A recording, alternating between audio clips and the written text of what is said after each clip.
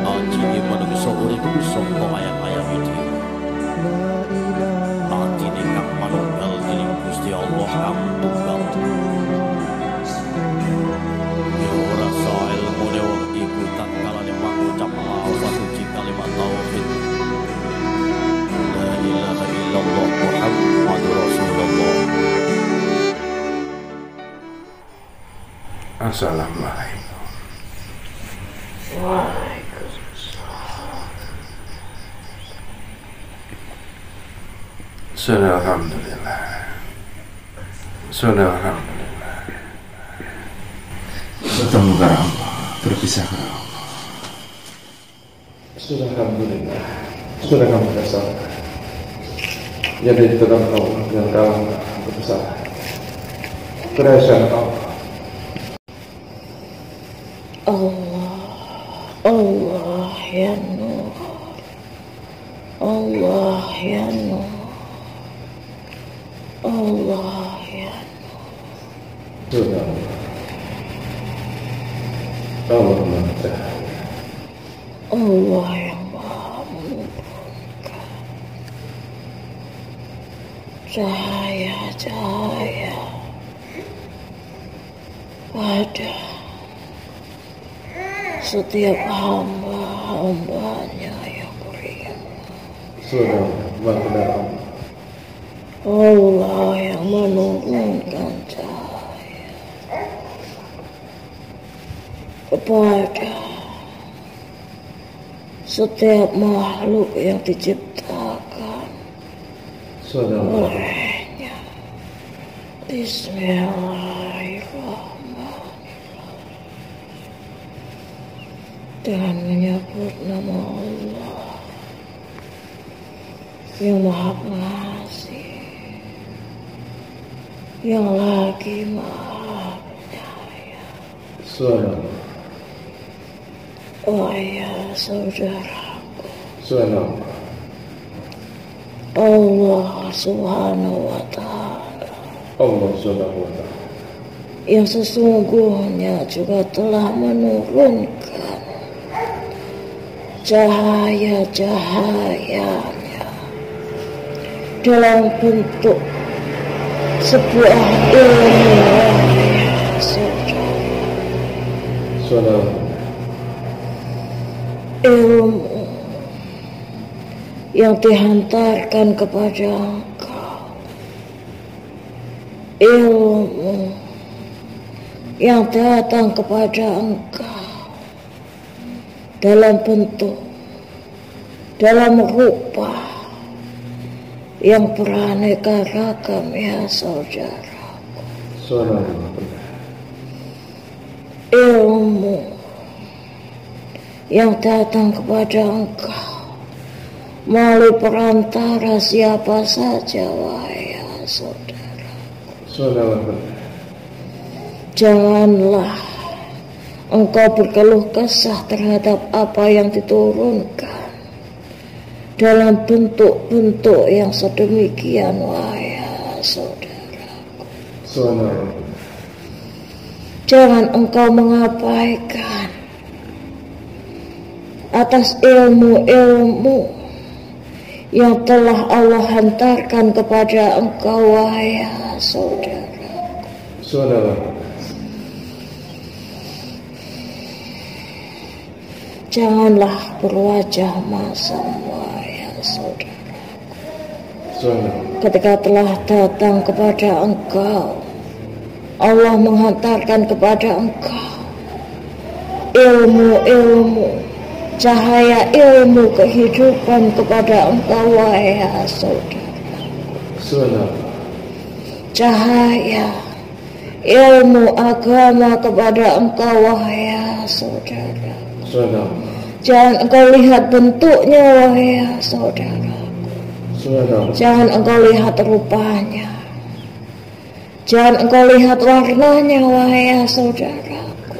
sudah Tapi lihatlah dengan sejelas-jelasnya ilmu serta kebaikan yang terkandung di dalamnya, wahai saudara. sudah bahkan kekasih Allah Rasulullah Shallallahu Alaihi Wasallam telah menerima sebuah teguran juga, wahai saudara. Salah seorang dari sahabatnya, Abdullah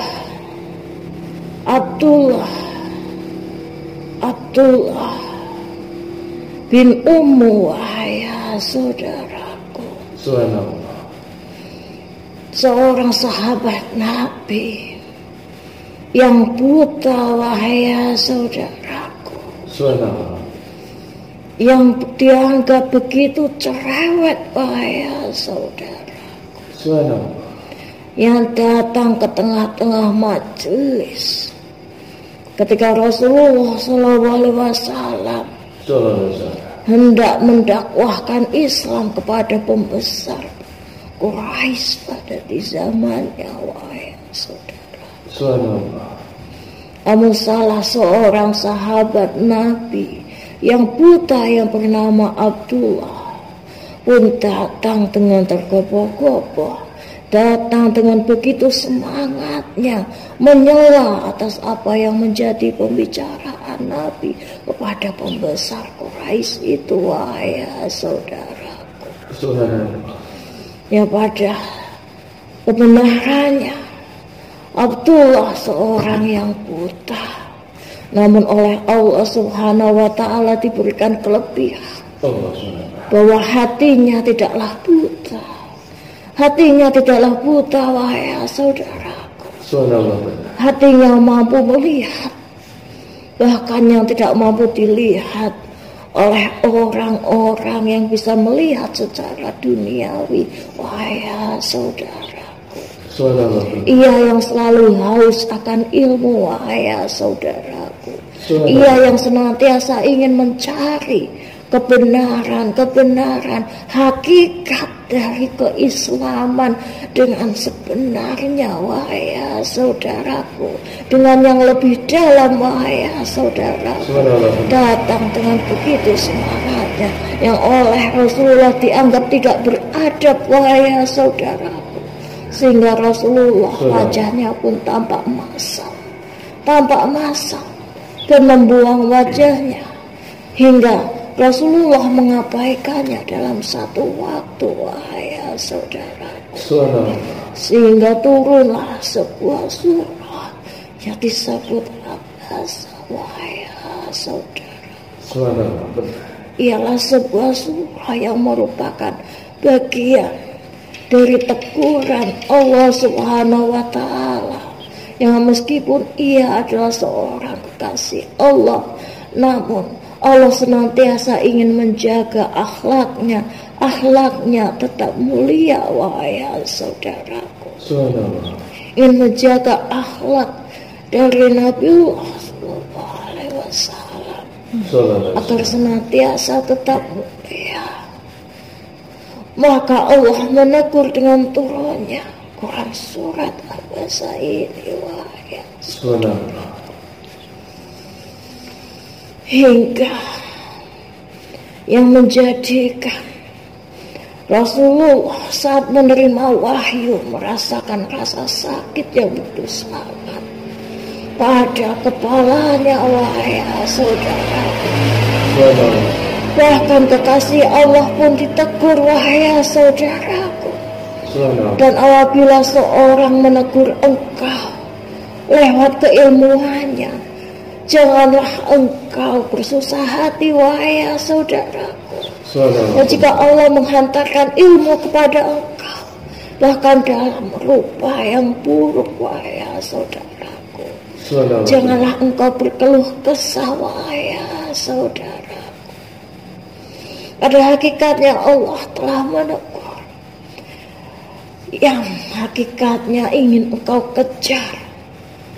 Hakikatnya ingin engkau kejar hingga engkau mengabaikan urusan yang lain demi urusan yang ingin engkau utamakan, namun engkau tidaklah tahu sesungguhnya apa yang engkau abaikan mungkin lebih baik untuk engkau pedulikan, wahai saudaraku. Dan yang engkau anggap lebih utama, sesungguhnya tidaklah lebih baik dari apa yang engkau abaikan, wahai saudaraku. Abdullah bin Ummu, ya saudaraku, sesungguhnya memiliki keutamaan, bahkan seorang iblis sampai turun untuk membantunya tanpa sepengetahuannya, wahai saudaraku. Bahkan keistimewaan yang tidak dimiliki oleh manusia yang lain. Allah sampai membukakan sebuah kisah dari Abdullah bin Ummu ini, wahai saudara. Ketika ia bertanya kepada Rasulullah, wahai ya Rasul, apabila dalam keadaanku yang demikian, yang dimaksudkan buta, wahai saudaraku, apakah aku juga diwajibkan? Apakah aku juga diwajibkan untuk beribadah berjamaah, ya Rasul? Dan Rasul pun menjawab, wahai saudaraku, Allah tidak memberikan pengecualian, wahai saudaraku. Dan Abdullah pun ketika mendengar itu pun, ia pun melaksanakan atas apa yang menjadi sabda dari Rasulnya, wahai saudaraku. Ia pun berangkat dalam keadaannya yang buta, dengan mengandalkan sebuah tongkat, wahai saudaraku, hingga ia tersandung dan ia terjatuh sampai kakinya berdarah, dan ia pun tetap melanjutkan perjalanannya sampai berjamaah ke masjid, wahai saudaraku. Dan yang menjadi kerahasiaan kenapa iblis sampai turun dan terhenyak hatinya sampai membantunya, wahai saudaraku, pada malam-malam yang berikutnya, pada subuh-subuh yang berikutnya, iblis tersebut rela meminjamkan pundaknya agar Abdullah bin Ummu bisa mencapai masjid, wahai saudaraku. Dan dipertanyakan ketika hari-hari yang berikutnya, sebenarnya engkau siapa? Sebenarnya engkau siapa? Kenapa engkau membantuku tanpa aku meminta? Aku ingin mendoakanmu karena engkau telah membantu perjalananku menuju Allah. Dan iblis tersebut pun berkata, sesungguhnya aku tidak ingin engkau mengetahui siapa aku, karena aku sesungguhnya adalah bagian dari syaitan dan iblis. Aku adalah iblis. Lalu kenapa kau membantuku padahal aku tidak meminta bantuanmu? Aku bisa berjalan sendiri, bahkan dengan menggunakan tongkatku ini. Lalu iblis pun menjawab, wahai hamba Allah, wahai Abdullah, sesungguhnya aku memberikan kebaikan bukan serta-merta kebaikan, ya Abdullah. Aku sampai turun serta membantumu dikarenakan karena saat engkau terjatuh dan tersandung hingga kakimu berdarah, engkau tetap melanjutkan perjalananmu sampai ke masjid. Sesungguhnya Allah telah menghapuskan separuh dosamu, wahai Abdullah bin Ummu.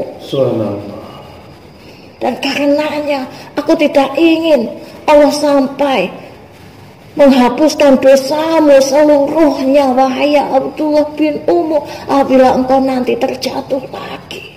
Oleh karenanya aku membantumu agar aku suatu saat bisa melaksanakan tugasku untuk menggoda manusia-manusia, bahkan yang memiliki keimanan kuat sepertimu, aku supaya masih diberikan kesempatan. Oleh karenanya aku membantumu, bukan serta-merta membantumu karena aku tidak ingin dosa engkau terhapus semuanya, ya Abdullah bin Ummu. Salah satu dari keistimewaan Abdullah bin Ummu yang tidak dimiliki oleh manusia yang lain, wahai saudara.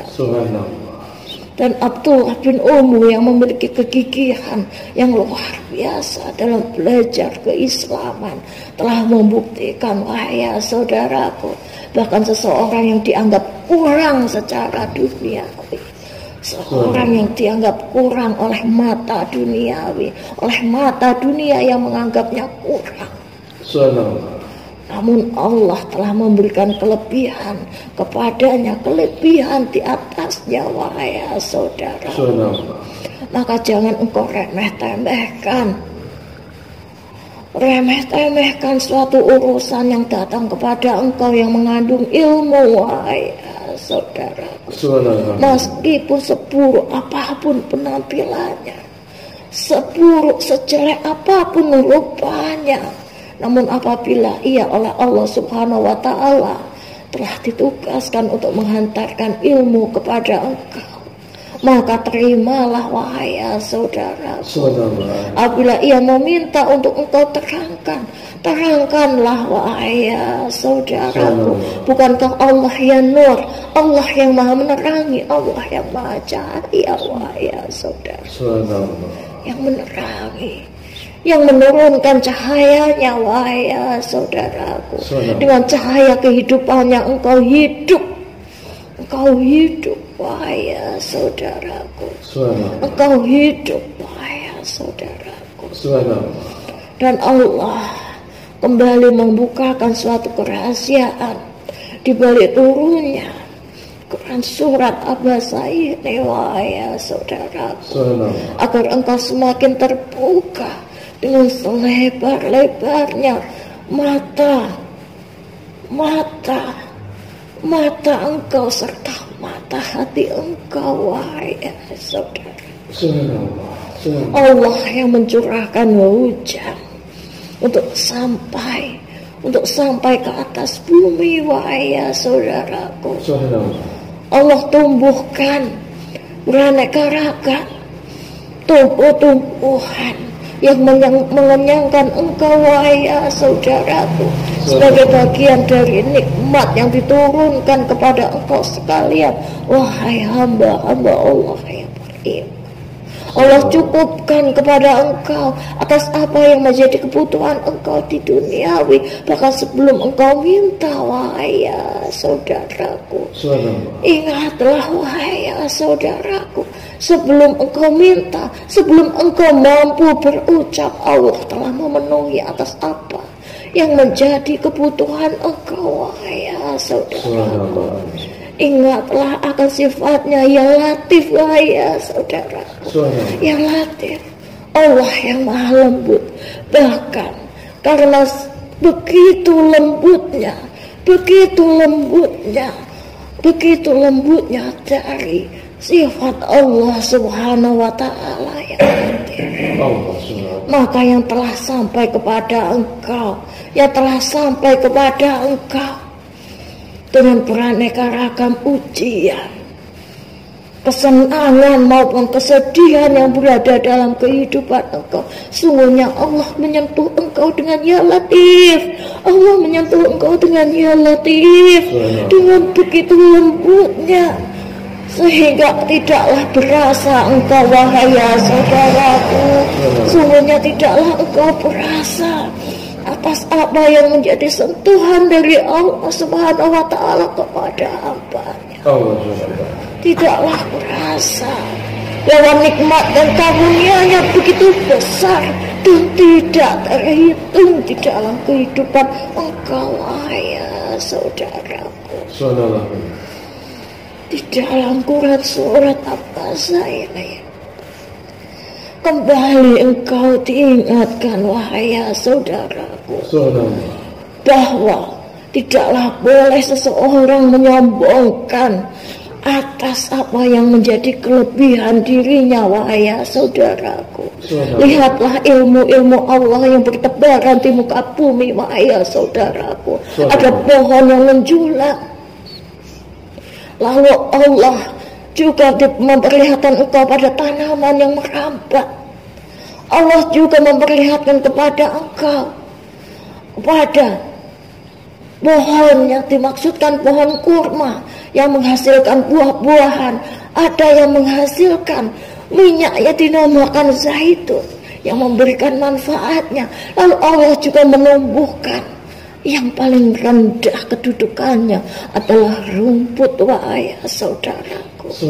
Namun di antara penciptaan Allah Semuanya tidak ada yang menyombongkan pada setiap kelebihannya, wahai saudaraku. Bisa jadi pohon yang menjulang tinggi akan memiliki kekalah dari manfaat dari rerumputan yang berada di bawahnya, wahai saudaraku. Rerumputan bisa mengenyangkan peternakan engkau, wahai saudaraku. Sedangkan pepohonan yang menjulang tinggi bisa jadi akan roboh dan menjadikan kerugian dalam kehidupan engkau, wahai saudaraku. Sungguh janganlah berpikir begitu pendek, wahai saudaraku. Karena ilmu yang Allah sebarkan pada alam semestanya di atas muka buminya begitulah luas, wahai saudaraku. Sangatlah luas, wahai saudaraku. Janganlah memiliki pemikiran yang pendek, wahai saudaraku. Ketika engkau bersedih, sungguh Allah telah jauh kepadaku, sungguh Allah telah meninggalkanku, sungguh Allah telah mengabaikanku, sungguh Allah telah zalim kepadaku. Itu adalah pemikiran yang begitu pendek, wahai saudaraku. Ingatlah kembali ketika engkau hendak berkeluh kesah bahwa sifatnya adalah ya Latif, ya Latif, ya Latif. Allah yang maha lembut, yang menyentuh engkau dengan begitu lembutnya.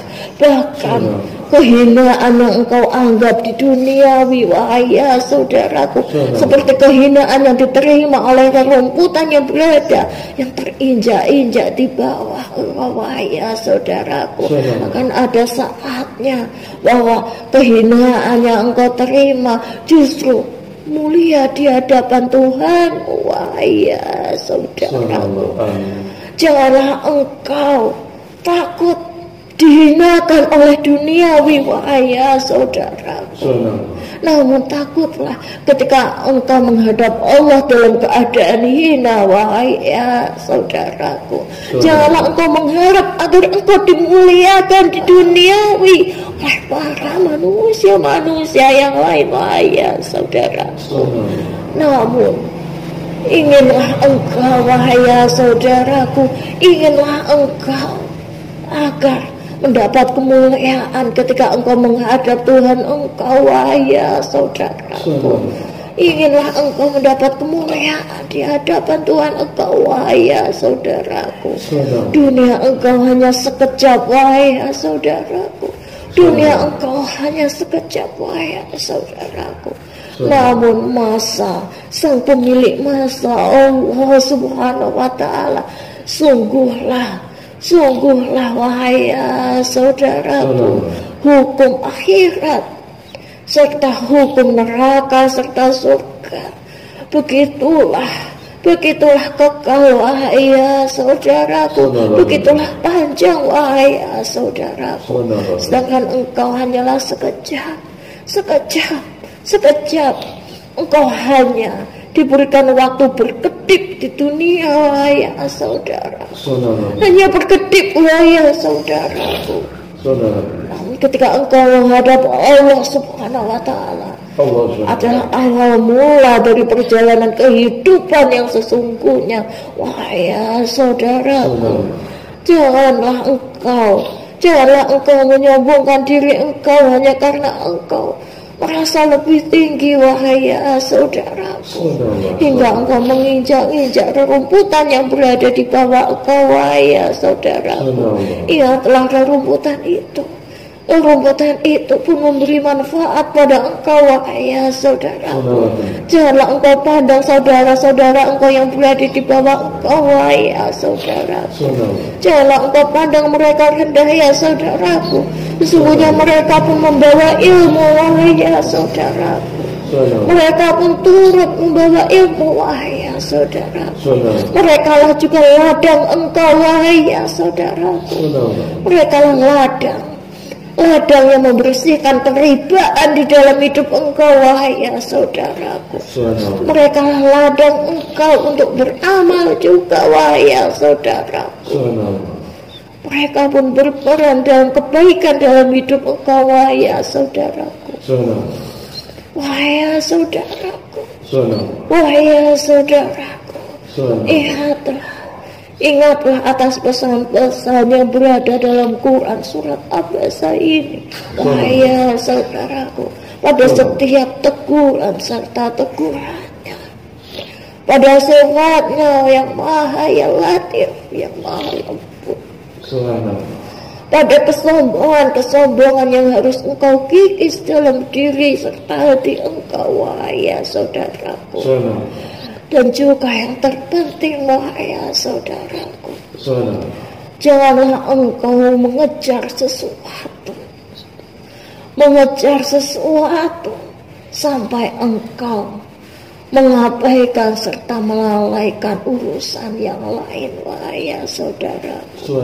Jangan engkau terlalu mengejar sesuatu sampai engkau mengabaikan urusan yang engkau anggap kecil, urusan yang engkau anggap remeh, wahai saudaraku. Bisa jadi yang engkau anggap remeh akan menjadi penolong engkau yang besar di hadapan Allah nantinya, wahai saudaraku. Ilmu yang juga bagian dari sifatnya ya nur yang mau memberi cahaya lewat ilmu, wahai saudaraku. Terimalah, wahai saudaraku. Terimalah. Jangan engkau jijik terhadap rupanya, jangan engkau jijik terhadap bentuknya, wahai saudaraku. Meskipun ia seburuk-buruk dari penglihatan engkau, namun terimalah keilmuan itu, wahai saudaraku. Selama keilmuan itu membawa engkau kepada jalan yang soleh, kepada jalan kebajikan, kepada jalan yang lurus, jalan sama Allah Subhanahu wa ta'ala. Ingatlah kepada seorang yang dulunya buta, wahai saudaraku, yang sampai Allah Subhanahu wa ta'ala telah diangkat derajatnya, diangkat derajatnya oleh Allah Subhanahu wa ta'ala, yang namanya harum sampai ke surga Allah Subhanahu wa ta'ala. Seorang yang buta secara dunia, namun hatinya memiliki pandangan yang begitu luas, wahai saudaraku. Hati yang selalu haus akan ilmu Allah, haus akan ilmu Allah. Baginya ayat-ayat yang turun dari kalam Allah adalah bagian dari mutiara yang mengisi hatinya, yang menjadikan cahayanya semakin terang, sehingga ia tidak pernah takut meskipun ia berada dalam keadaan buta, wahai saudaraku. Ia yang tidak pernah berkeluh kesah meskipun ia buta sejak lahir, wahai saudaraku. Karena baginya Allah saja sudah cukup, Allah saja dengan sifatnya ya nur telah sudah cukup baginya, wahai saudaraku, sebagai penuntun, sebagai cahaya yang menerangi hidupnya, wahai saudaraku. Salah satu keimanan yang dimiliki dari sahabat Nabi Abdullah bin Ummu ini, wahai saudaraku, semoga turut membuka pintu hati engkau sekalian, wahai saudaraku, agar engkau senantiasa merenungkan dan hati engkau kembali pada keimanan, wahai saudaraku. Assalamualaikum warahmatullahi wabarakatuh.